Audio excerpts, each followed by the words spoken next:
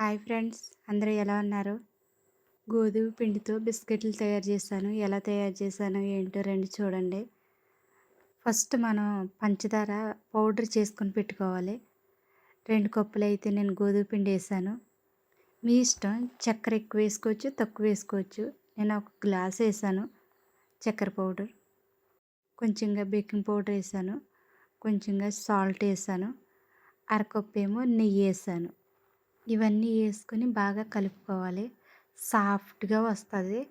మీరు బాగా కలపాలి. చాలా మెత్తగా, చాలా స్మూత్గా ఉంటుంది.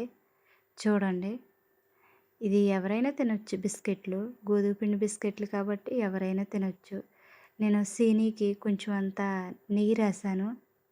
చిన్నపిల్లల కాడ నుంచి పెద్దవాళ్ళ వరకు ఎవరైనా తినొచ్చు. నేను మైదాతో ట్రై చేయలేదు, గోధుమ పిండితో చేశాను. ఏంటంటే మీరు ఇంకా చక్కెర తక్కువ వేసుకోవచ్చు.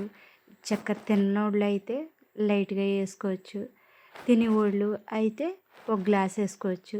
మీ ఇష్టం, దాన్ని బట్టి ఉంటుంది. మీరు కూడా ట్రై చేయండి.